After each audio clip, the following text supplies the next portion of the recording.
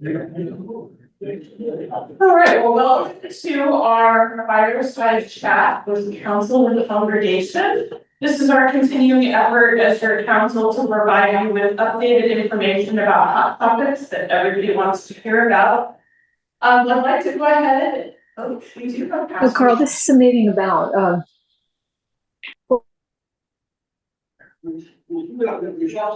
Yeah, I sure will. Yes, I sure will. So we're gonna open with a prayer and then I will do it. Let us pray. Gracious God, I thank you for your presence with us this morning. I thank you for the leadership that you have lifted up within this congregation, the ways that people open themselves to use their gifts for the good of this community and for the community around us. Give us words of wisdom, of kindness, of momentum this morning into the mission you have called us. Be present with us now and in the days to come.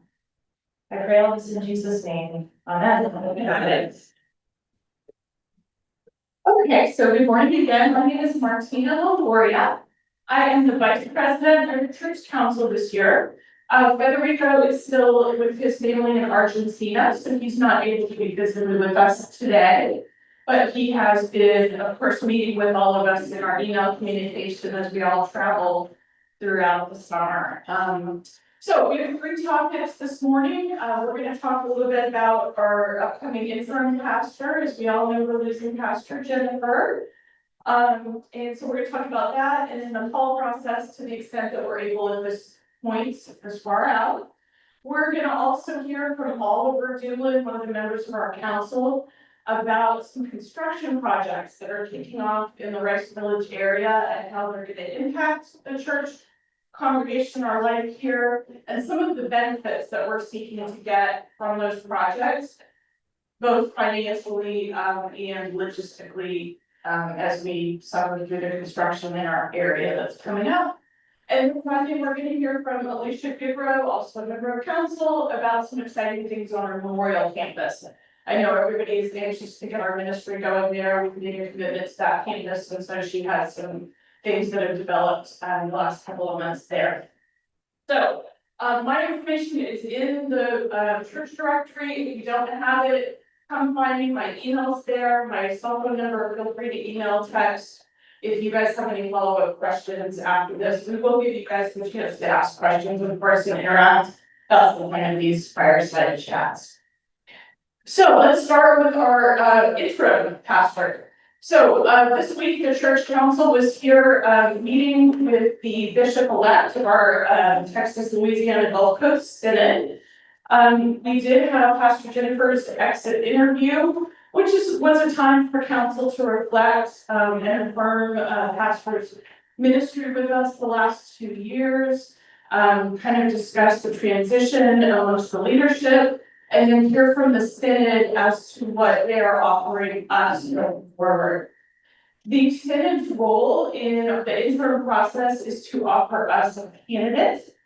We then decide as council to either accept that candidate, to interview that candidate, to deliberate further, to tell the Synod we need an additional candidate. There are all kinds of options that we have. So we have been presented with an interim candidate. At this time, that information needs to remain confidential as the council deliberates with that individual so that we can ask questions and make sure that we're satisfying what the congregation wants to have in an interim pastor. A lot of members of council have received emails about specific people in that role.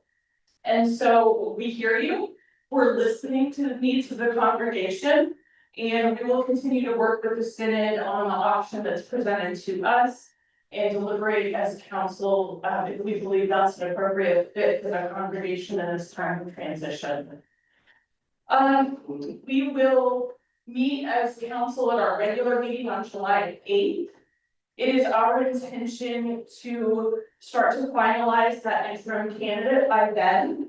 And hopefully, we believe should have an interim pastor in place by August 1st. We do have our staffing needs met as far as the Sunday services. Actually, throughout the end of the year, we have plans for pastors and preaching all the way through December, so we're not going to be short of staff. Of course, it will put some strain on the existing staff that will have to take on some roles as Pastor Jennifer transitions out. But we do believe that we are fully staffed and will not be missing anything in any of our 3 formal services. Let's see, and so then the next question becomes, when do we begin the call process? Actually, let me say one more thing about the interim selection. The guidelines and our constitution do state that the selection of the interim pastor is a decision that remains with the church council. So that will be a decision that we will make on your behalf. We want to hear your input though, so please please come up to members of council and let us know what your thoughts are, what the needs of the congregation are, because we do want to listen to that. So then we will begin the call process. Depending on who the interim pastor is, it may end up speeding up that process. Ideally, we would like to begin the call process in September if possible. That may be a little bit ambitious because as a council, we have decided to switch our budgeting year to where we're starting to think about next year's budget in August and September. So that's putting a little bit of a, it's putting a lot on council to try to get that process started that soon. We will begin the call process as soon as we possibly can. We will be selecting 6 to 8 members to serve on that call committee. We are going to be deliberating on July 8th about how to go about selecting members. And then that will get underway, and then we will get into full swing with the synod. The synod will come in and train the call committee. So then the synod will take on that role, and council will be out of that decision until we have someone to be presented to the congregation. So a little bit uncertain about how long that call process is going to take. But again, ideally, we would like to have a call committee in place this fall, September, if we can possibly make it work. But in the interim, we will have an interim pastor in place, as I said, hopefully by August 1st. So, to the extent that I can, are there questions about the interim process, call process? Yes. Good morning, I'm Paul Ritchie, and a disclaimer, this is not about who is that person that will remain anonymous so far about the interim, but rather about council's authorization to provide input as you see fit. So I know there are many of us in the congregation interested in this, so at your council meeting, a pretty direct question, at your council meeting last week, did council take a formal recording or even an informal test vote on whether to recommend calling a specific person as our interim? Again, a recommendation to call. And if so, what was the vote? Or if not, would you tell us why you chose not to do that? Okay, so I think everyone heard the question. Did we make any specific vote at our meeting? I will say that our meeting was not recorded. It was not an official meeting of council. The purpose of that meeting more so was Pastor Jennifer's exit interview and the affirmation of her leadership that we've had over the last 2 years. We decided as a council, based on the information that we received from the synod, that we wanted to individually deliberate and hear from the congregation before our July 8th meeting, before we took any formal action.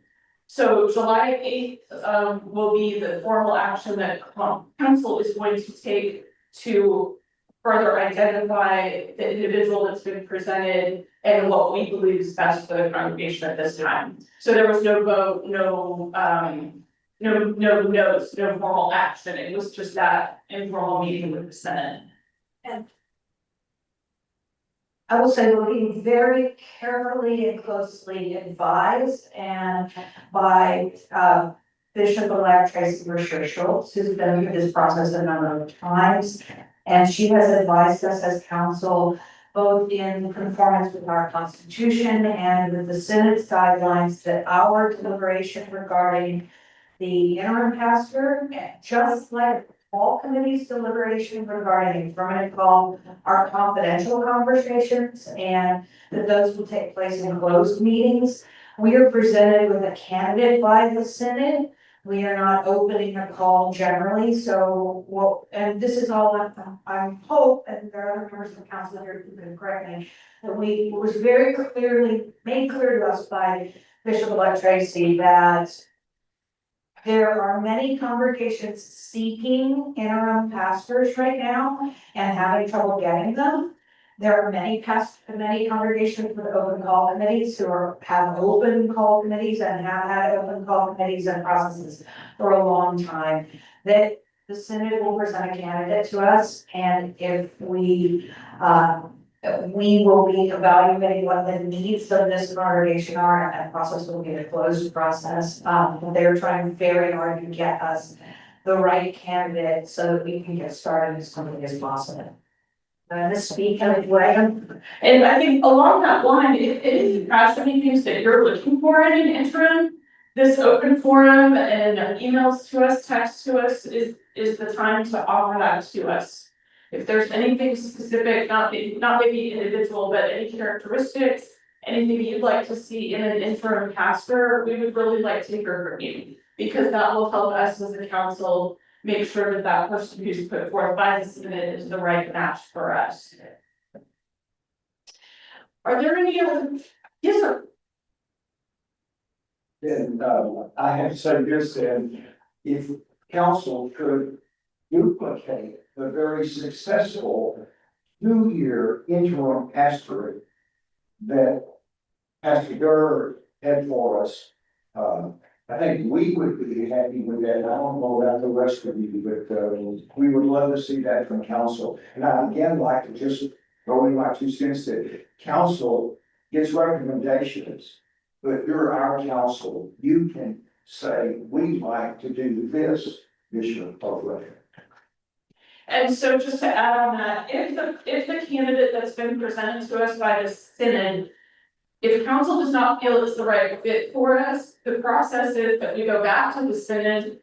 We say, we don't think this is the right fit for us at this time. Provide us with another candidate, please. If there is another candidate available, then that's the way that the process will go. That obviously will slow down the process, but at the same time, we want to have the right leadership over this time of transition. And if that's what ends up happening, that's what ends up happening. Yes, ma'am. Well, I just wanted to say last week, Bishop-elect Tracy said that the Senate recommends not having the same person be interim more than once in the congregation. I don't know exactly what their reasoning are, but that's the wisdom of the Senate. That's a good point. We did have that discussion with her when she was here. And generally speaking, that is the case. So, do you want to say anything else? Yeah.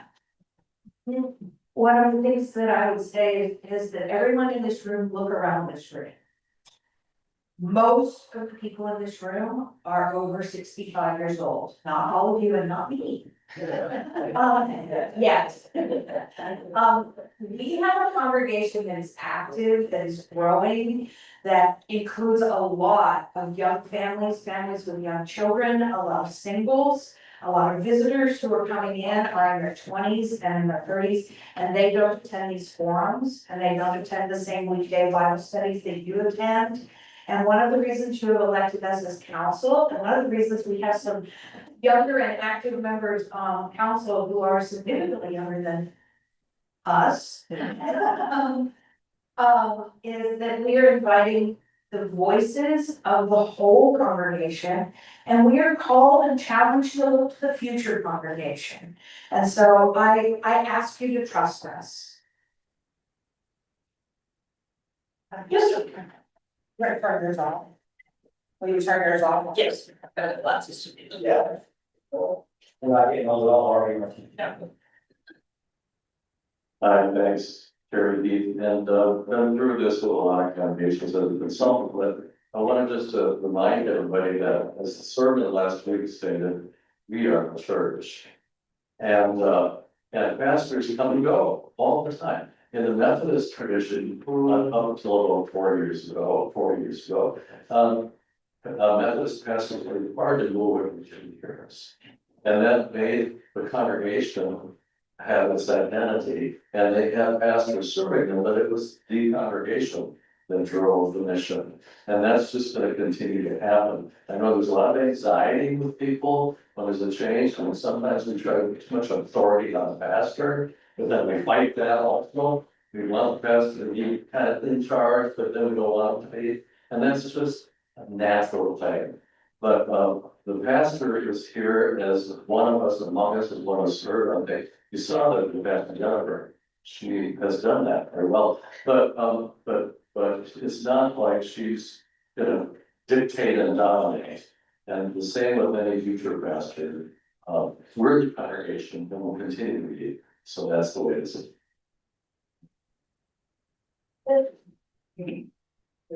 Okay. Am I on? Okay, so again, I invite you to email us, text us, talk to us at any point. We do want to hear your input that council will be moving forward on July 8th in our meeting. All right, next topic, we have Oliver Dillon on Zoom. He has been traveling for work, but I will say has been very, very involved with council and working very hard on this upcoming topic. I'm gonna go ahead and start distributing the handouts that he has. He's gonna be talking to us about the construction in the area and some really amazing things that we have to take advantage of. All right, Oliver. Hi, good morning, everyone. Actually, I'll stop that share for just a second, just to introduce myself and the project that we've been working on. So, as you know, across the street, can everybody hear me? Great. As you know, across the street, we have a multi-story building being constructed. The largest property owner in the area, Rice University, and Christ the King got together 3 or 4 weeks ago now to essentially try to troubleshoot the best possible way to minimize traffic and ultimately the impact that this construction will have on all of us. And what we came up with was an opportunity for all of us to work together rather than to turn our backs to each other or just, stick a line in the sand and say, we're not, don't cross this. What I would encourage you to kind of think about here is we really have two choices.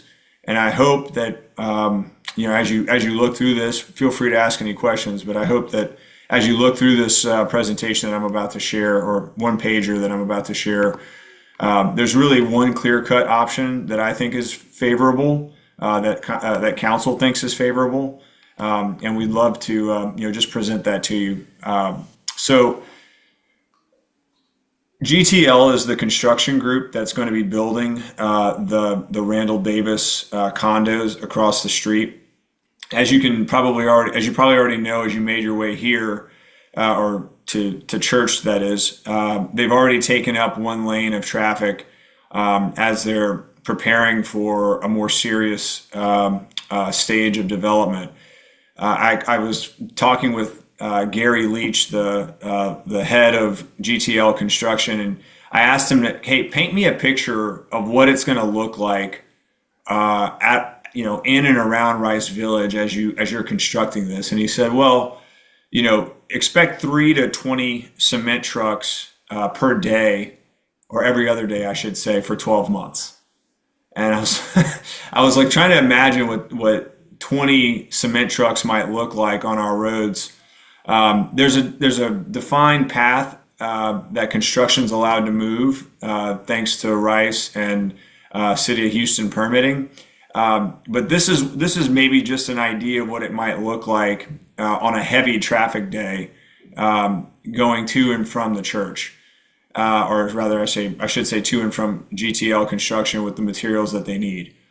What we devised was how can we reduce the footprint both of traffic on Rice as well as still allow for the services both on Sundays and on weekends, as well as equally important, the 9 to 5 work that we do, or the 9 to 5 work that Crossing Borders does day in and day out. And so I also happen to be negotiating the lease, the 10-year lease that Crossing Borders will be hopefully signing in the next month or two, with regards to them continuing to operate on our campus. As you all know, there's roughly a third of our budget that comes from Crossing Borders, and so it's important for us to be working hand in hand there as well.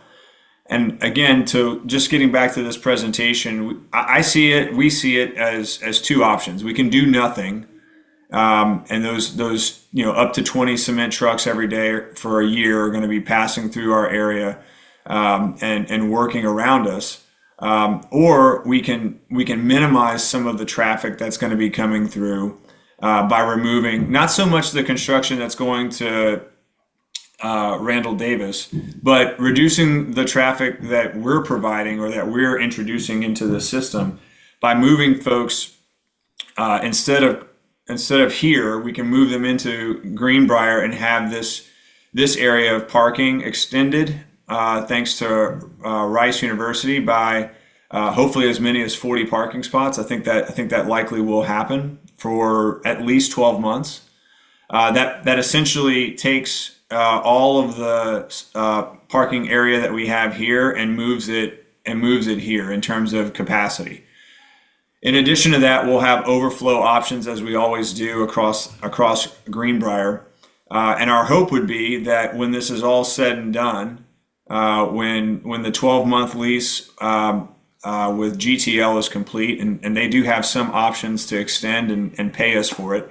But when that's all complete, we would have, our existing 40 spots here plus some amount of it, parking here until Rice needs to use that property for their own development. So I don't know if there's any questions at this point, but I did want to open the floor up to see if there were any. Where exactly? Yeah. You want to talk about where we're talking about a little bit? Yeah, do that. Oliver and I sat down with Pastor Jennifer, with Rice, and with the Randall Davis construction crew. Well, before we sat down with Randall Davis, we said, if God is for us, who could be against? And the answer was Randall Davis. And the answer was, we can either be highly annoyed and have no power to do anything, or we can work with and think of some creative ways to be compensated for being highly annoyed. So just saying, there is no city permitting, there's no community meeting, there's nothing that any of us here or Rice University has the power to do to stop the construction across the street. Just as a baseline, many of you lived through the Tower of Terror protests, no lawsuits, nothing, this is happening. And there are more than 600 cars that pass in and out and around our north lot just from our Crossing Borders traffic during the school year, during the ordinary course of our business. And they are introducing into the system another 400 to 500 cars for their construction workers. And so we have these cute little dump trucks, cement trucks that he put on here, but we don't show the thousands of tiny little Matco cars that both we and the construction project put in that system, not mentioning Rice Village traffic, etc. So this pink area up here, I have a really short banner light. This pink area here is grass. Where the words are is that building that we can see out the back of our nave. Rice is about to tear that down. Rice owns the land from University to the edge of our parking lot.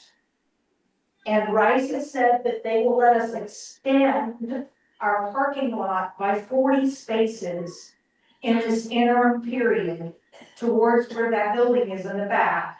So this sort of green grassy area would become parking space And there's city permits and things like that about what kind of parking service, so it may be a gravel service for a while until we get permitting. And this may become permanent extra parking for us. We can't confirm that, but Rice really wants to try to make that happen.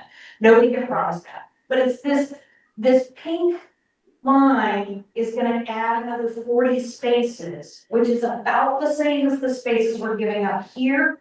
And we would take the 600 cars that are coming in and out here and move them up here. And they're gonna pay us $110,000.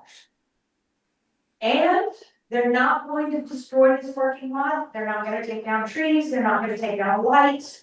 And if they do, they're gonna pay us for it, they're gonna fix it. That's it, that's the deal. Are the cement trucks going on that lot? No, that lot will largely be used for parking and for materials staging until they get their parking garage built, which is the lower two or three tiers over here, at which point they'll move that parking and those materials over there. If they stay around longer than they've said, they're paying $10,000 a month instead of $9,000 a month. No question. I have a question right back here. I'm gonna take this. We turn it off. Yeah, you figured out how to turn it off. Yeah, maybe I missed something, but, is there a cost for the strip of the Rice property? And secondly, is this, will that be paved or what is the service? So part of that is going to be determined based on permitting. What we know for sure is that there's the ability to put crushed stone extending for the 40 parking spots that this pink line not to scale is representing. There will be an effort made to asphalt that crushed stone for the length of time that GTL is using our parking lot. We don't own this land, and so dictating terms on how, what materials get used to create the parking lot, is really not up to us. There's certainly hope that we might retain some of that parking later on. I think that what this whole gathering of minds over the last month or so, I think has created for us is that we now have a relationship with Rice in a way that I didn't think that we had before. I wasn't aware of before, and it's created a more collaborative environment. I can tell you that in the long term, the parking area south of our campus is going to see a considerable amount of change to include possibly a road that intersects Greenbrier to Chaucer. And I think I believe that Rice has a desire to let us make use of that easement for as long as possible, pending their ability to make a long-term road thoroughfare through that area. So while I think it's probably unlikely we'll be able to retain 40 additional parking spaces back there permanently, I do think there's a very good chance that we could negotiate a longer term lease that gets us more parking spaces there than we currently have. And I want to emphasize that that just wasn't on the table until we started thinking about, hey, how can we as participants in Rice Village be good neighbors? Is it convenient to lose our parking spaces? No. But let's do it. Let's see if we can do that anyway. Let's see if we can help make the area better by giving up something in the attempt to just make life in Rice Village less congested over the time that it takes to build this property.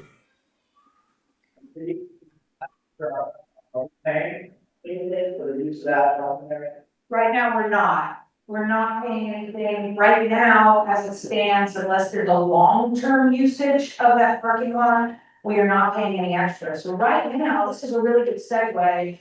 And we can't entirely promise this because there could be some additional costs to crossing borders that we have to absorb, but it looks like we're gonna net something like $100,000 to $110,000 of funds that weren't previously in our budget.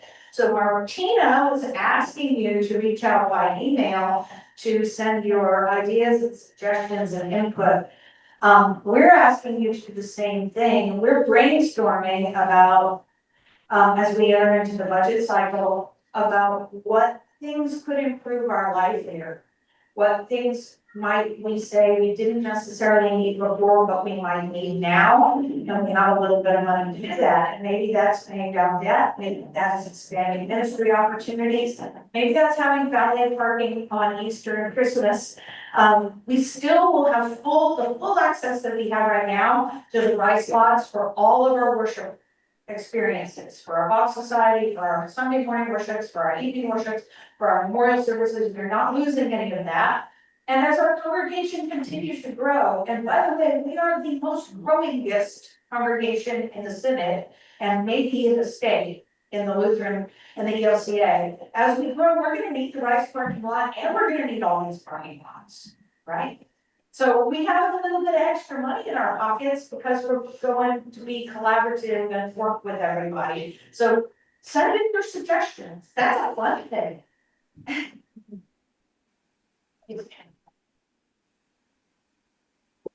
I have a comment about a topic that hasn't been brought up yet, and that is the parsonage. And speaking of things that can have a net positive effect for us, we're going to do analysis. Our last call process was long, and we have a parsonage that's not going to be occupied. And I can't imagine that an interim is going to come and move into our parsonage. Maybe that's what y'all's vision is, but there's been no discussion of that. I have huge concerns about us sitting on that very expensive property and all the upkeep and payments that's going into that. And from discussions with pastors who take calls, my understanding is they prefer to find their own housing and to have a housing allowance. So I'd like to hear some discussion about that. So we have discussed that as council. That is a concern. We know it's a new purchase. We took on some debt to own that property. That is forefront of mind for us. It remains to be seen if we're gonna have an interim that's gonna be using that property. If not, we as council are gonna find a use for that. And figure out financially what makes sense for us going forward. Absolutely top of mind. When do you? Yeah, sorry, 2 quick questions back to the parking lot, so, do we know the anticipated length of the construction for the condos, like? Well, we're told 12 months. No, the full construction will be 24 to 36 months, but the time to change our parking lots will take 12. Right, there's 12 months until they get their parking lot in a place where they can move everything to their property. And again, if they go past this 12 months, that's when this accelerated income to us kicks in. Okay. So if it ends up being 13, 14, and we have extra parking back, you're off, we're gonna complain. Okay, and then one last, so I heard Ryan, and will use the parking, but what about to develop the land? Like, all these garage. Yeah, or you wanna talk about developing the grass part into a parking lot that. Sure, I can talk about that for a sec. So Rice's chief concern is that that we use the parking spaces and that GTL constructs the parking spaces in a way that's city approved. I think that the biggest concern that Rice has right now is that we properly move the water that would otherwise fall and be collected on that land in a way that is consistent with code. I am not a construction permit expert, but ironically across the street there's a guy who's building a 10-story building, and he's fairly sure that what we can do is put crushed stone down as a baseline that does not need any particular water handling permitting. The next step would be to grade asphalt and have it slope in a way that is appropriate for water movement, water travel, and that would be the short term, say 12-month solution while they're currently using, or while they intend to use our northwest parking lot. And I would just add to that, it is not its intent to spend any money out of our pocket on this project. Our goal is to get the income in. We're not intending on spending money on this project. That's right. The contract as we have, the term sheet that everybody's agreed to up to this point, pending council's signatures to sign off, is that GTL constructs the parking lot, and then removes it when they're done, pending Rice's acceptance of that. No. Yes, all of their expense. We are not spending money on this project at all. Let me do this. Let me move on to Alicia's topic, and then if we still have time left, I know Paul has a question, and I saw another one over here. So we've got 2 questions. Let me let Alicia, 3 questions, and then let me let Alicia cover her topic. Because I know we've got people who need to leave for choir and such, and then we'll stay and answer about that. All right, there's 3 more questions in this part. Okay, all right, Paul, let me go ahead and take your phone. I got here, I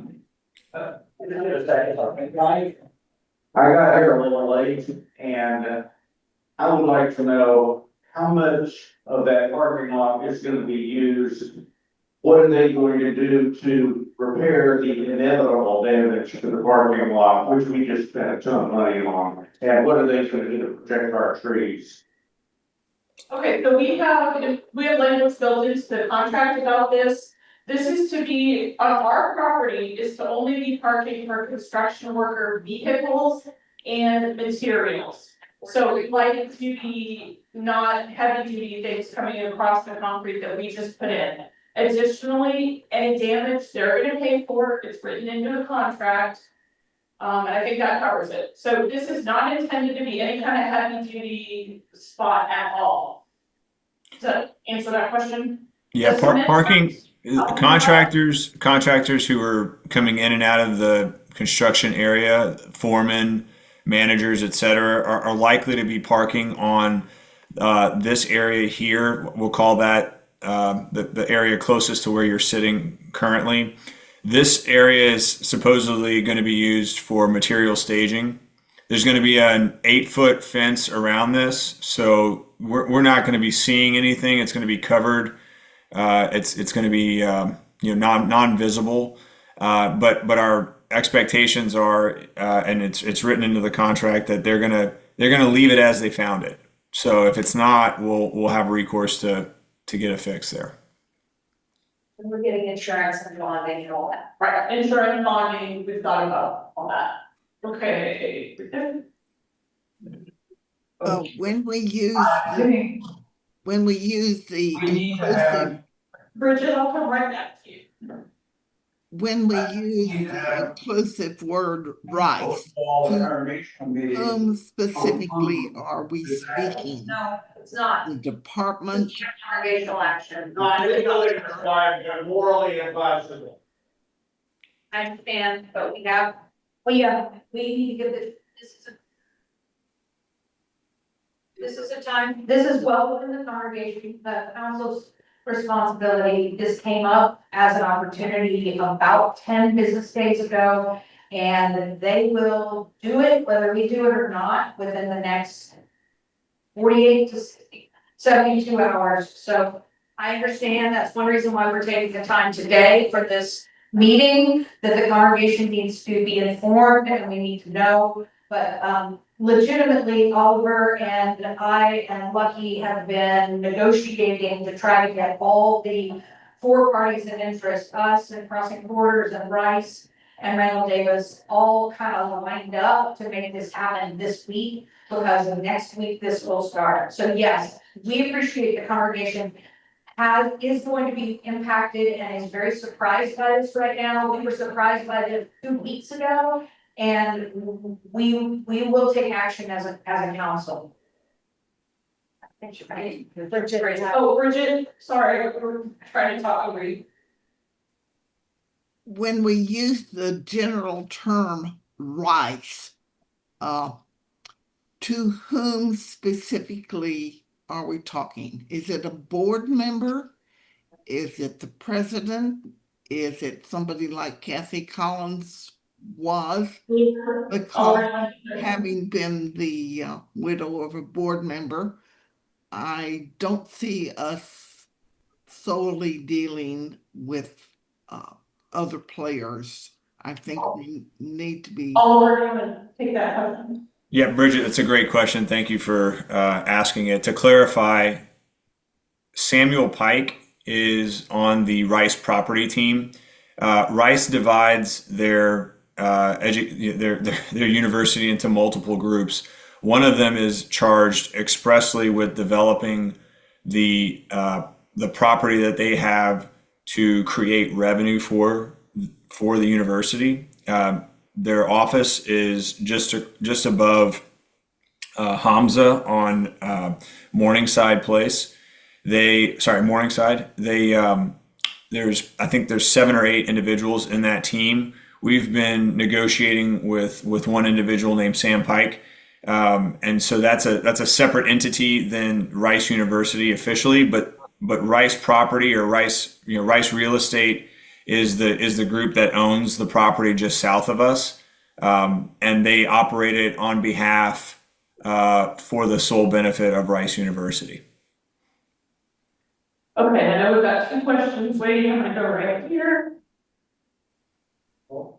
Okay, The entrance to the lot is, the new lot is from Greenbrier. yeah. Yes, correct. We're talking about the Greenbrier lot behind the columbarium. We're trying to extend that. And it'll be, as I understood it, it'll be a U that the parents will drive, they'll be coming across the borders. That may not be necessary, Lucky, if we get 40 spaces. Depending on the size. Okay, makes sense. Pastor Durban? Yeah, I'm wearing my chair of the property committee hat. And so please understand that. First of all, before I could say anything about this, and I have a couple things to say about it, I want to thank you all for your great contributions to the R2 fund. We will be starting work in 2 weeks. And anything outside of this building, will be in the order we were hoping it would be. So that we can move forward on other things. So that's 1. 2, the property committee hasn't seen any of this because it's all happened within 2 weeks. I have, because I chair it, so therefore they pulled me in. And there's a couple of things worth adding to what they said. Number 1 is that this all started a year ago when Rice came to us, Rice property folks came to us, because they do want to develop that property behind us. But we are in the way. We have a sewer line that runs from our building to University Place, not to the shortest route, to the longest possible route. And that has to be moved for them to build out there. So that's 1 piece that started this conversation. So the conversation, in a sense, has been going on for over a year. But the new player is the construction folks across the street. I will tell you up front that till last Tuesday, I was absolutely opposed to this. Until the whole conversation switched to talk about that other addition to the lot. And there I can say the property committee has had a conversation and it has had a discussion as a hope for the future, a dream, if you will, that we would have additional parking there on that side of the building. In fact, that maybe at some point we could come in one way and out in the same parking lot, kind of a U-shaped thing, like next door here. So the property committee hasn't talked about it in specifics, but the property committee has talked about it in general. And this, as I said, was a dream we all had about what could happen. If it can happen perpetually, there's no loss to this congregation at all in the long run. One more thing to say. you can't put a price tag on what it means when a church plays a role, a positive role in a community. And so what this congregation will buy by a year or so of inconvenience, and I don't know that it's gonna be that inconvenient ultimately, is the goodwill of the neighbors. I've always believed that if a church is gonna go out of business, it would be really important, and it's true for the church I had in New York, that the neighbors don't want it to go out of business. Not the congregation, but the neighbors. I can tell you from my past experience here that the neighbors love Christ the King and see it as the key to this whole neighborhood. Not so much Rice University, but Christ the King. And it's important for us to enhance that so that our relationship with them and with the new people who will live across the street might mean our ministry is more effective. Not better, not more people, but more effective. So this is a project I think we can all get behind, especially because the inconvenience will be mitigated by the other parking spot area. Yeah, and I think that just highlights the fact that we're building relationships in this. We're building a relationship with the construction, the people who are moving in here. We're developing a relationship with Rice, and ultimately there's gonna be expansion of the Rice University footprint back here. And we have a lot of advantage in this, in that we have some easement issues that will be to our advantage. We really financially are gonna benefit from this, but really those relationships too. So now I'm gonna turn it over to Alicia to talk about Memorial Campus. Lots going on. We really didn't intend to have meetings till 11 o'clock at night as council this last week or meet in July. We were taking the holiday or be up until whatever working on this. So there's just a lot. And I know you were feeling like you're drinking from a high fire hose, and we also feel like we're drinking from a fire hose. But I have some good news. Does everybody remember that at Christmas time we made shoe boxes for sailors? Right? And we do shoe boxes for sailors in collaborative ministry with a group called the Norwegian Seamen's Church, which is a big mouthful, so I'm just gonna call them the Norwegians or NSC. And Kim, stand up Kim. Kim is our Director of External Relations, and Kim has been spending 1 or 2 days a week out at the Memorial Drive campus, and we're planning the Memorial Drive campus, for a year now.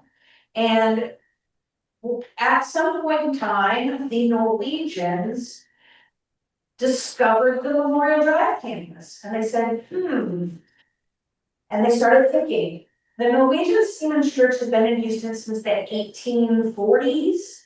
And they've been all over the United States in places where there are ports, significant ports. And they're funded by the Norwegian Lutheran Church, which in turn gets government money. And they are cultural as well as a religious center for the Norwegians who find themselves abroad. And they send a pastor, and they often send a whole family. In this case, they sent Pastor Nina and her husband, who was a deacon and a guitar player, Christian.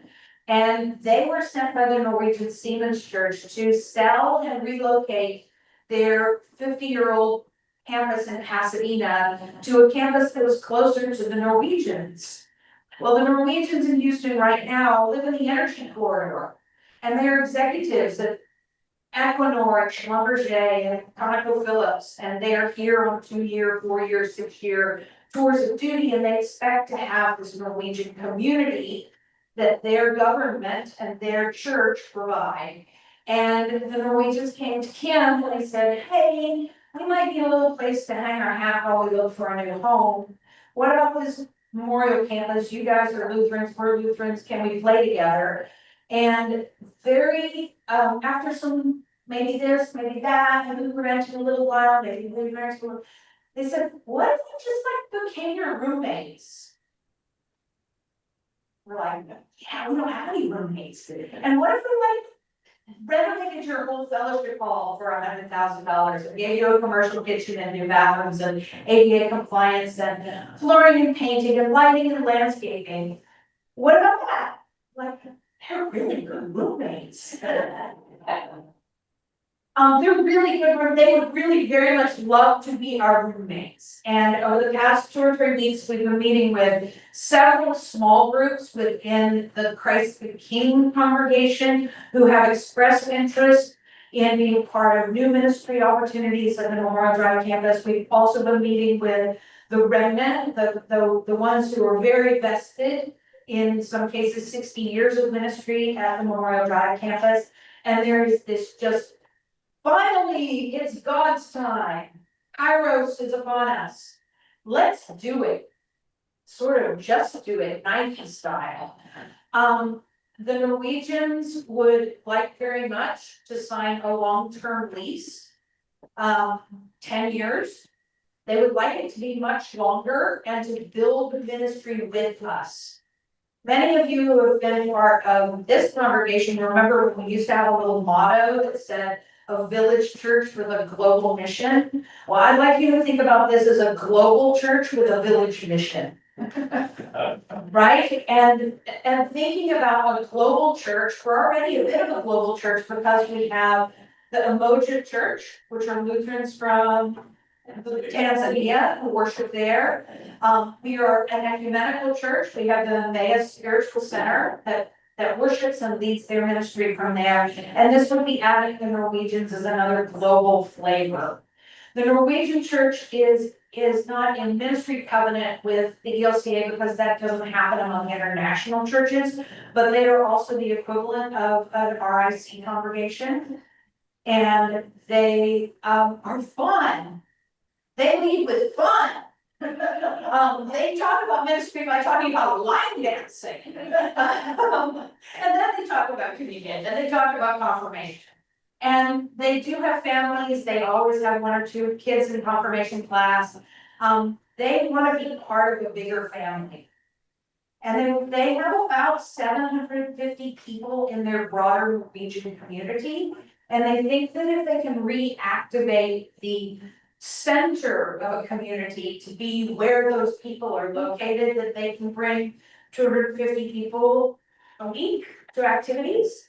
They are so excited about their Christmas festival in November, and everything they do involves waffles. And they were very pleased to know that much of what we do socially involves beer, because they really think waffles and beer maybe definitely coffee. And so along those lines, they said their ministry circles around 3 tables. I'm gonna give you 2 that you can guess. The first they said was the coffee table. The second was the altar. What do you think the third was? The pool table. And I grew up in the Memorial Drive Lutheran Church youth room, and there's a pool table there. I don't know how level it is, but they were very sold on the fact that there was a pool table at church. It kind of confirmed their ministry. So we, council will be considering the terms of extending our ministry that at the Memorial Drive campus with a kind of anchor roommate in the form of the Norwegian church. They would not have exclusive use of the fellowship hall, but they would have primary use of the fellowship hall. Much like we have primary use, but we share it with Crossing Borders and we share it with the other groups that come in. So the Emotion group could continue to worship there. We could continue to have worship and dinner church and other things. We have begun to dream about other activities that we might do. And Kim, you might be a really good one to speak to this about how we started comparing the words of dreaming and imagining what church might be. And we came up with words, they came up with words, and they seem to all intersect. Want me to be that? So it's been very interesting. Use the night, there's the people online. Oh, and those stand in line with each other, Martina, and Kim, you did, yeah. I think so, they won't intersect. Okay, so what's been really interesting is that we have sat down as Memorial Drive campus advocates as well as some intentional training on mission development. And through those meetings, and then also with our meetings with the Norwegians, that we kept hearing the same words. And we were all hearing from those words. So, yeah, theology is important. Coffee is important in our ministries. Inclusiveness, having food, heritage. Heritage is a big part of Christ the King. It's a big part of the Norwegian Sealands Church. You know, just opportunity to have youth on that campus again, and confirmation, multi-generational. And what's really fun is if you look at the colors, and this is actually a Alicia's drawing, I have to say, in training, is that what you actually said when you, took on and merged with Memorial Drive, with your church, is that you would be the anchor institution. And so Christ the King is the anchor institution, but we also have these other partners that we're gonna be able to serve in a multi-generational, multicultural way. And the fact that we continue to hear the same words every time we're sitting down, but in different groups, nature's another big one. The giving gardens, you know, right now we have a multicultural gardening project out there. We're looking at having a giving gardens where we would give the food that we grow to the food banks, right? So really amping up our ministry in that community. Have I thought about having anything else? We talked about after school advanced communication. We have talked about after school youth, community engagement. We're also looking at doing an adult vacation Bible school next year. And there are lots of opportunities there, and there's a lot of needs. We already know what some of the needs are, we've been out there for quite some time. So we're super excited about this, and we just continue to see how God is just putting people in line to come and worship and serve alongside us. I'm afraid. So. The Norwegians want to kick off their first fun event on September the 21st. And to do that, they need all their renovations done, which means to do that, they need to sign a lease by August 1st. And we need them to sign something legal that indemnifies us and puts the money in place and protects us and sets forth a relationship. Some things will continue to evolve. We envision that there will be kind of a village council that has lay leaders as well as clergy leaders of the various institutions that are coming together in ministry. And that village council would plan community events that tie the global church into a village. So there will be details that don't have to get worked out by August 1st, but for them to get going and for this to be a viable option for them, they really would like to start immediately. Other questions? Hello, you've got two questions in the back. Number one is, I did not hear anything about a renovation of the worship space today over here. That place needs some serious renovation.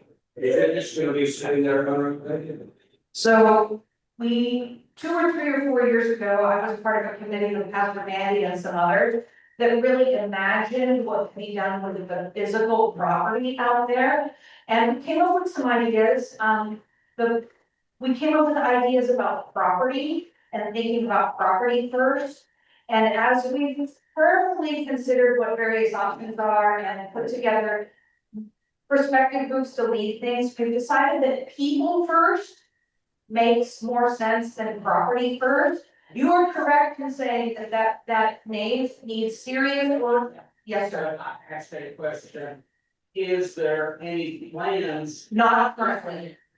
Not currently. Okay, the second question is, this is a wonderful announcement and it's being sprung on us and we got something yesterday. Is there going to be chance for a congregation meeting where it can actually be discussed? Or is this gonna be another take it or leave it? Well, so what I will say is that we've been having working group meetings on this. We've had about 40 people who have already signed up in various ways and shapes to say they're very active and engaged and interested in ministry at that location and have given input on what this might look like. We do not intend to have a broader congregational meeting about this at this time.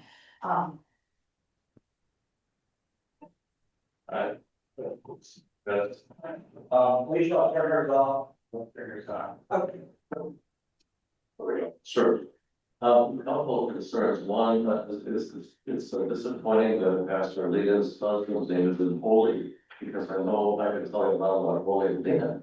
Secondly, they need a ludicrous cooker. I have an expert in case they've forgotten, because no agencies don't do that much. Thirdly, I think we can trust our church council and our leaders to take care of this without second guessing every single meeting.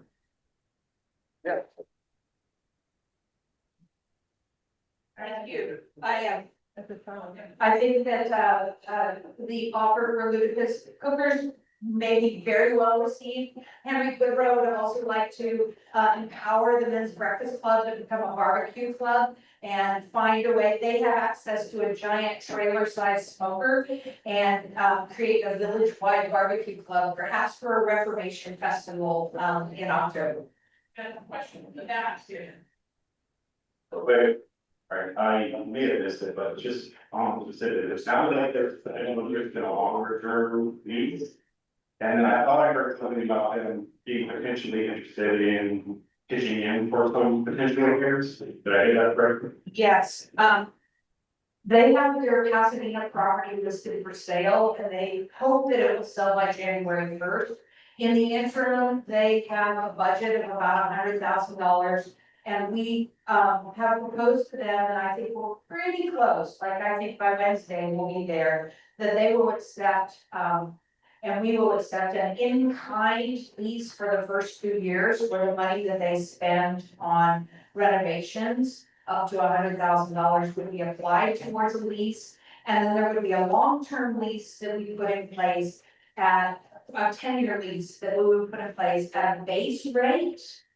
And then they would share in the costs of things like insurance and landscaping and utilities that are prorated and assignable to that. So we wouldn't get hung up if our insurance rates went through the roof when we had a fixed base. So it would be much like other commercial leases where they pay a base rate and then they pay a fraction of the common area expenses. The first couple of years, they would only pay that extra because they're going to be spending money improving the properties, and then after that, there would be a base rent rate. Did that answer your question? What do you think? I really didn't understand this whole concept of Kairos until like the past 3 weeks. So, I think that's going to conclude our time. Alright, so we are out of time, you're out of microphone, apparently. So thank you again, email us, contact us, talk to us, we wanna hear your input. But we're very excited about all of these relationships that we've developed. The potential for income, while it's not our primary mission, it's certainly helpful to us in developing more in our ministry. I would suggest that the list of who's on the church council, if you don't want to also give their contact information, you could refer people to the director. I'm not sure everyone knows who's on the church council. So this is on our website, we each have our bios listed there with our pictures. So if you go to our website, you'll find each of us, and then you can cross-reference into the directory. I think a lot of us don't list our contact information on the website. I know that I have clients, but I don't want to have my contact information. They read my bio, it makes me a little creeped out, so, absolutely, cross-reference picture, if you don't have our specific contact information, email Cheryl or somebody that you know for leadership, and we'll make sure that we're accessible to you. Do we have anyone online, Bridget? I would like to share a historical fact. In the 1930s, when they were still considering whether to establish the mission field, that eventually opened Christ the King, a lady from Ganado, Texas, a Swedish lady named Harry Maureen Swenson, offered to give this newly formed congregation all of the land from Rice Boulevard to University Boulevard. The congregation could not conceive of how that could be of any use. That's a fact. They turned it down. Thank you for that historical perspective. I know we regret that decision. So we're trying to find a way to get some use out of it. Thank you all very much for coming this morning. Thank you. Very welcome. Thank you. Thank you.